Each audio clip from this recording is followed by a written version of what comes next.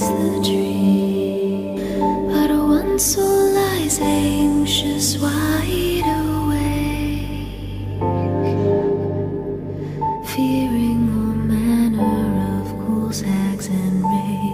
Hey horror movie lovers, অনেকদিন পরে আবারও একটা আত্মা কাঁপানো মুভির গল্প নিয়ে চলে এসেছি।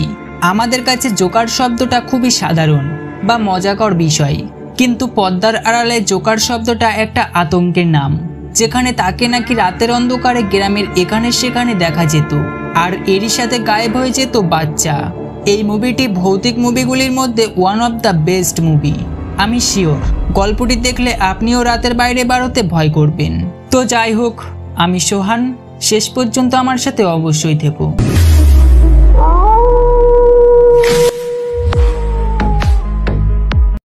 গল্পের শুরুতেই আমরা দুই ভাইকে দেখতে পাই, যাদের মধ্যে একজনের নাম ছিল বিল ও অন্যজনের নাম ছিল জর্জি। সেখানে বিল তার ভাই জর্জিকে একটা কাগজের নৌকা বানিয়ে দেয়, আর সেই নৌকাটা নিয়ে জর্জি বাইরের বৃষ্টিতে জলের মধ্যে খেলতে যায়। খেলতে খেলতে তার নৌকাটি ভাসতে ভাসতে একটা নর্দমাতে গিয়ে পড়ে। তখনই আমরা প্রথমবারের মতো সেই ভয়ানক পেনিওয়াইজ নামের জোকারটিকে দেখতে পাই। সেই জোকারটি জর্জিকে তার কাছে ডাকে এবং বলে, তোমার নৌকা আমার কাছে আছে।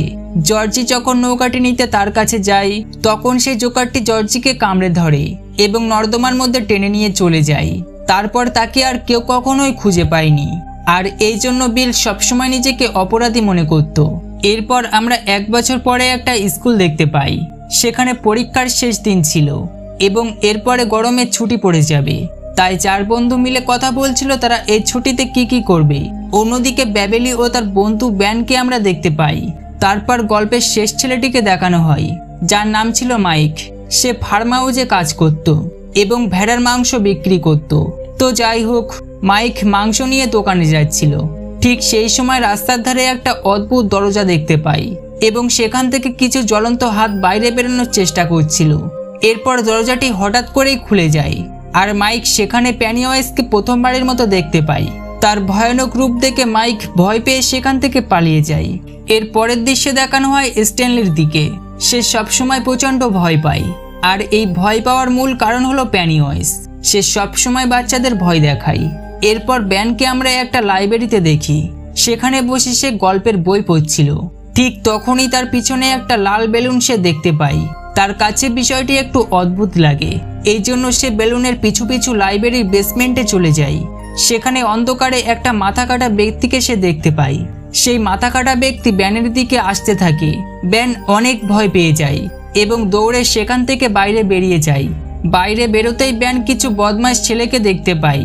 তারা সবসময় ব্যানকে বিরক্ত করত, তাই এবারও তার বিপরীত হলো না। সেই ছেলেগুলো ব্যানকে টর্চার করতে শুরু করে। একটা পর্যায়ে ব্যান কোনো রকমে সেখান থেকে পালিয়ে যায় এবং ওই বদমাশ ছেলেগুলো ব্যানের পিছন নেয়। এদিকে বিল ও তার বন্ধুরা মিলে জর্জিকে খুঁজতে যায়, কারণ তারা মনে করত এই নর্দমার মধ্যে জর্জি এখনো বেঁচে আছে। তারা সেই পুরনো টানেলের মধ্যে চলে যায়। সেখানে বিল একটা পুরনো জুতো খুঁজে পায়। তারপর হঠাৎ করেই সেখানে ব্যান এসে উপস্থিত হয়। তার শারীরিক অবস্থা খুবই খারাপ ছিল, তাই বিলরা তাকে নিয়ে যায় একটা মেডিকেল শপে। কিন্তু তাদের কাছে যথেষ্ট টাকা না থাকার কারণে তারা অনেক বিপদে পড়ে যায়। তখনই সেখানে ব্যাবেলিকে দেখা যায়। সে তার বন্ধুদের বিপদের কথা শুনে তাদেরকে সাহায্য করে। এরপরেই সব বন্ধুরা মিলে একসাথে গোসল করছিল।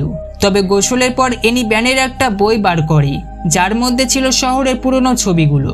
তখন ব্যান বলে, আমার কাছে পুরনো ছবি আরো অনেক আছে, তোমরা যদি দেখতে চাও তাহলে আমার বাড়ি যেতে হবে। এরপর সবাই মিলে ব্যানের বাড়িতে চলে যায়। সেখানে গিয়ে তারা পুরনো ছবির পুরো ইতিহাস দেখতে পায়। আর এই ছবিগুলোর মধ্যে সবথেকে বেশি ছবি ছিল বাচ্চা গায়েব হয়ে যাওয়ার, যেখানে তাদের লাশ বা কোনো কিছু চিহ্নই খুঁজে পাওয়া যেত না। এসব পুরনো ছবিগুলো দেখে সবার মনে একটু খটকা লাগে। তবে সবকিছু ঘাটাঘাটি করার পর তারা বাড়ি ফিরে যায়। এনির বাড়ি অনেকটাই দূরে ছিল, তাই সে একা একা হেঁটে হেঁটে রাস্তা দিয়ে বাড়ি ফিরছিল। তখন সে রাস্তার ধারে একটা পুরনো বাড়ি দেখতে পায়। তবে বাড়ির সামনে যেতেই ভুলবশত তার ব্যাগ থেকে কিছু ওষুধ নিচে পড়ে যায়। সেই ওষুধ তুলতে যেতে একটা অসুস্থ লোক তার ওষুধ তুলে নেয়। লোকটির অবস্থা দেখতে অনেক ভয়ানক ছিল। এরই লোকটিকে দেখে ভয় পেয়ে কোনো রকমে পালিয়ে যায়। অন্যদিকে ওই দিন রাতে বেয়ারলি বাথরুমে কিছু আওয়াজ পায়। তখনই সে দেখতে লাগলো তার ভিতরে কি আছে। তাই সে একটা ইঞ্চি টেপ নিয়ে চেক করতে থাকে। তবে চেক করতেই বুঝতে পারে নিচে লোহা আছে। তখনই সে ইঞ্চি টেপটা তুলতে যেতেই তার রক্তমাখা চুল তার সাথে উঠে আসে, আর সেটা দেখতে দেখতেই একটা বড় রক্তের ছাপটা তার মুখে এসে লাগে, আর পুরো বাথরুম রক্তে লাল হয়ে যায়। সে ভয় পেয়ে তার বাবাকে ডাকতে থাকে, তবে তার বাবা আসলে সেখানে সে কোনো রক্তই দেখতে পায় না। এইভাবে তার সবগুলো বন্ধুকে পেনিওয়াইজ সবার উইকনেস দ্বারা ভয় দেখাতে থাকে।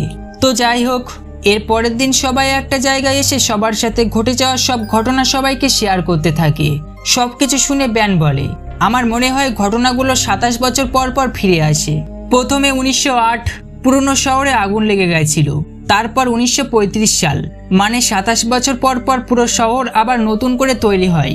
এইভাবে হয়তো 27 বছর পর পর সে ফিরে আসে। এই রহস্য তারা আরও জানার জন্য সবাই মিলে ওই শহরের একটা ম্যাপ নিয়ে প্রজেক্টরের মাধ্যমে দেখতে শুরু করে। তখনই তারা জানতে পারে যে শহরের সব ড্রেনগুলো এক জায়গাতেই মিলিত হয়। এই জায়গাটা সেই পুরনো অদ্ভুত বাড়িটাই ছিল।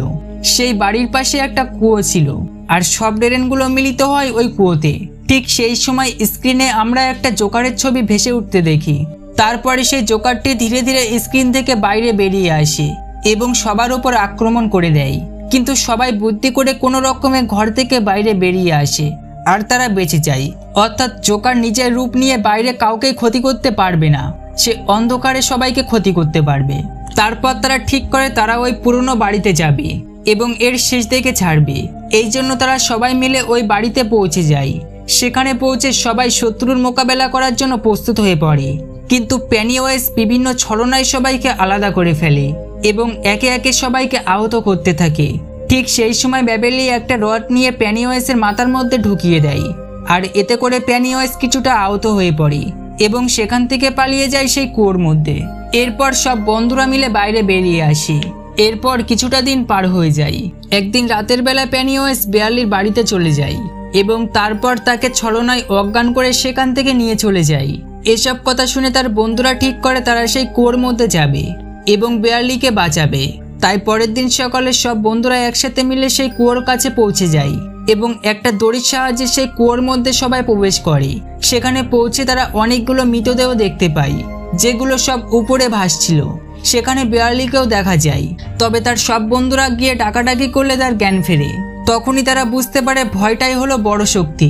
বেয়ার্লি পেনিওয়াইজকে ভয় পায়নি, তাই সে তাকে মারতে পারেনি। কেউ যদি পেনিওয়াইজকে ভয় পেয়ে যায় তাহলে সে তাকে মেরে ফেলবে, তাই কোনো মতে তাকে ভয় পেলে চলবে না।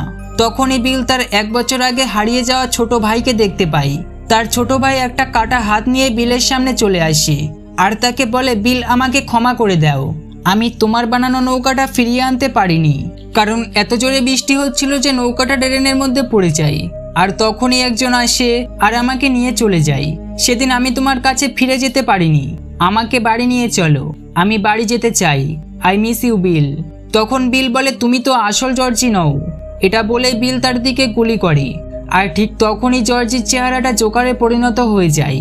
এরপর জোকারটি তাদের উপর আক্রমণ করে দেয়, কিন্তু সবাই একসাথে ছিল, এই জন্য জোকারটি তাদের সাথে পেরে ওঠে না। বিলরা জোকারকে দেখে একদম ভয় পায় না, তারা উল্টো জোকারকে মারতে থাকে। তারা নিজেদের ভয়কে জয় করে পেনিওয়াইজকে পরাজয় করতে সফল হয়। সে আবার 27 বছরের জন্য অদৃশ্য হয়ে যায়। এরপর 1 মাস পরের সিন দেখানো হয়, যেখানে সকল বন্ধুরা মিলে এক জায়গায় বসে কথা বলছিল। তখনই বিল বলে, সবাই প্রমিস করো, 27 বছর পর যদি সে আবারও ফিরে আসে তাহলে আমরা একসাথে মিলে আবারও তাকে শেষ করব। তাকে বিনাশ করার জন্য আমরা আবারও ফিরে আসব। বিলের প্রমিসে সবাই রাজি হয়ে কথা দেয়, আর এখানেই গল্পটি শেষ হয়ে যায়।